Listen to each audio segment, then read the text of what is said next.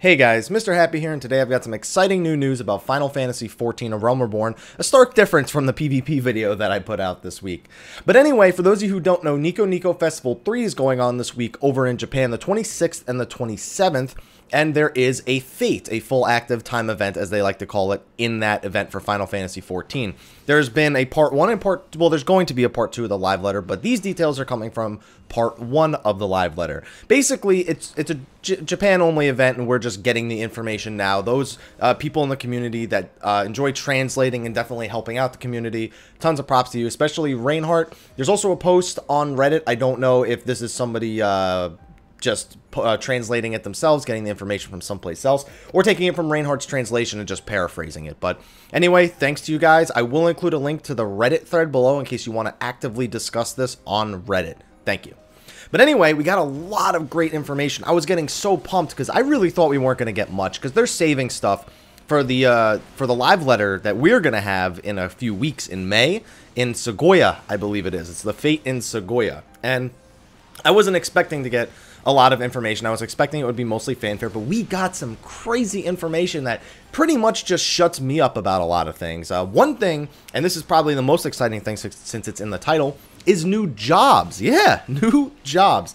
Now, we don't get much details. We didn't get many details. We got basically that a gun and dagger class job. We don't know if those two are one and the same, but there's potentially one job that has daggers and one that has guns, or maybe they even come together, but we didn't really get very clear information about that. They were confirmed. It's not just, oh, we're thinking about doing this. They are confirmed, and even more interestingly, sorry, I'm so excited, coming sooner than people think, which means sooner than an expansion. And when I saw sooner than you think, when I was watching Reinhardt, I was like, wonder how soon that is. And apparently soon is a little bit after 2.3. It won't be in 2.3, but we could maybe expect it 2.35 or even 2.4. So they're saving that information for E3, which is in June. So June 10th is when we're probably going to start hearing more information about this, which keeps it right in line with Scholar and Summoner. Last year we found out about Scholar. We found out about Scholar from E3. Summoner we already knew was being implemented, but we found out about Scholar. So E3, every year I think we should be looking forward to new jobs coming out at E3, because so far that's been the pattern 2 years in a row. So anyway, there was a few other things. That was the most exciting thing for me, were the new jobs, but there were a few other things. One is that he said the gun class isn't something that isn't what people are expecting, which almost tells me it's going to be more of your gun is your offhand. The first boss on Pharaoh Sirius is the example I take to mind, where you're not just going to have a gun and shoot it like, you know, maybe a bard, you're just shooting arrows all the time. I think it's going to be a little bit more in depth than that, so I'm actually really looking forward to that.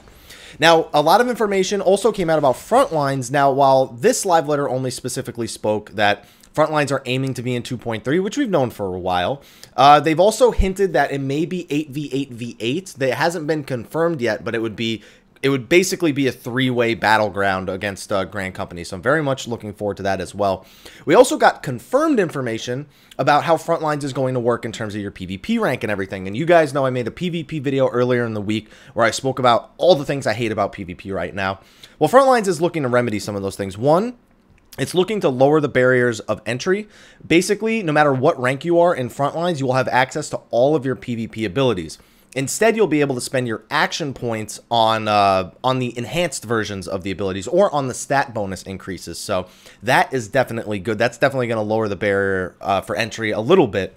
And on top of that, you're also going to be able to respec any time in Frontlines as long as you're not in combat. That in itself is great, because respecking for Wolves Den is really, really hard to do. I'm assuming this all only applies to Frontlines and it's not generic PvP changes. I would love it if they were, but I doubt they will be.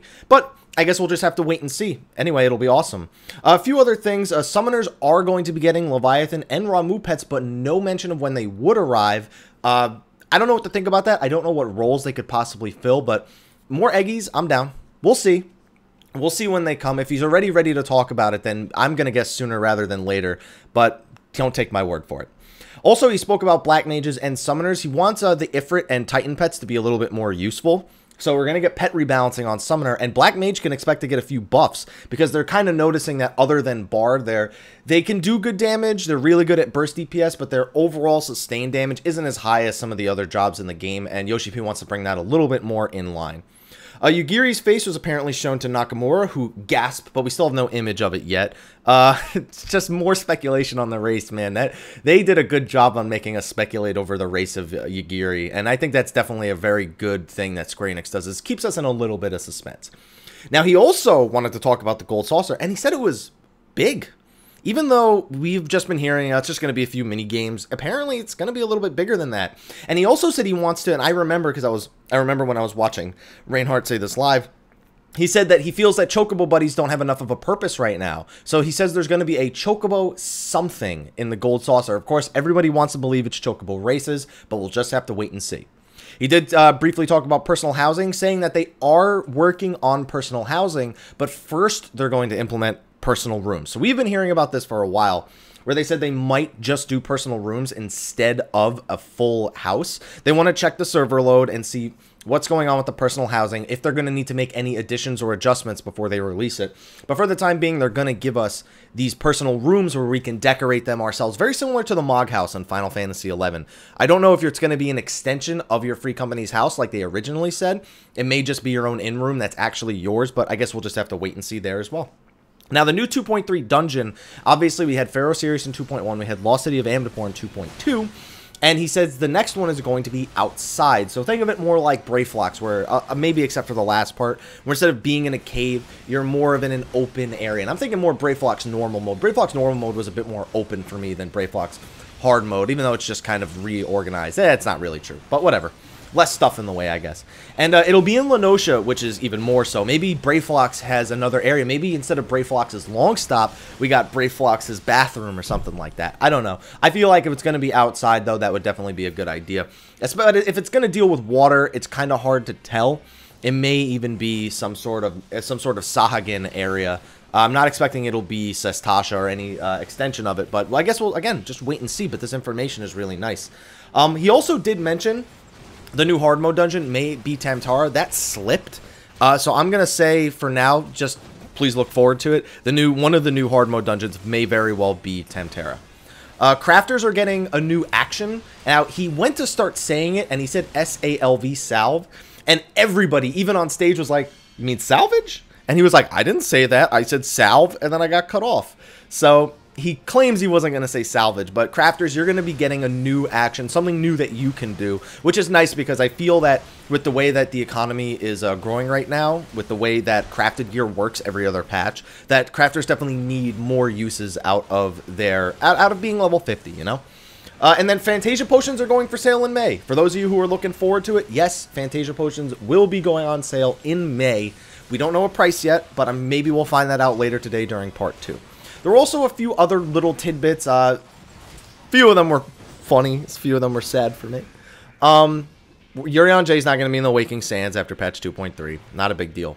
Hildebrand was originally supposed to be a Lalafell. That one is sad for me, because if he was a Lalafell, I would not love him as much. So, just saying flat out. And other than that, there's just a few little lore-related tidbits. Housing instruments was a pretty cool thing. You're going to be able to put housing instruments in your house. It's going to be a new type of furniture.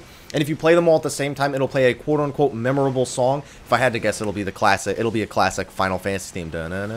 You know, that whole thing.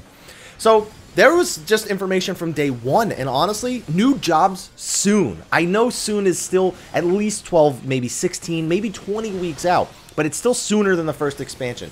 Gold Saucer, we're already looking at Chocobo events, and that it's going to be a big thing. The personal rooms was a little bit depressing because I'm really looking forward to purchasing a land. I'm really looking forward to marriage houses as well. I want to ask about that in the next live letter. Frontlines and the barriers for entry being lowered, for it being more accessible to more people, that will make PvP a little bit more fun. Even if it's still just a distraction, it'll be a fun distraction that you can do with friends. Summoners getting their pets reworked, Black Mages getting buffs. I think that's fair.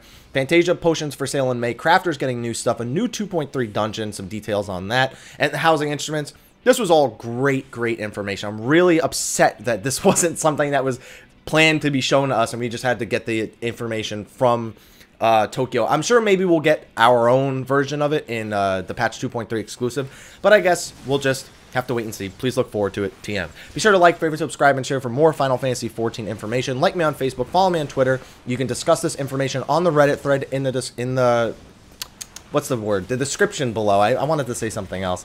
And then, of course, you can follow me on Twitch where I do live stream occasionally. But anyway, guys, thank you for watching, and until next time, take care.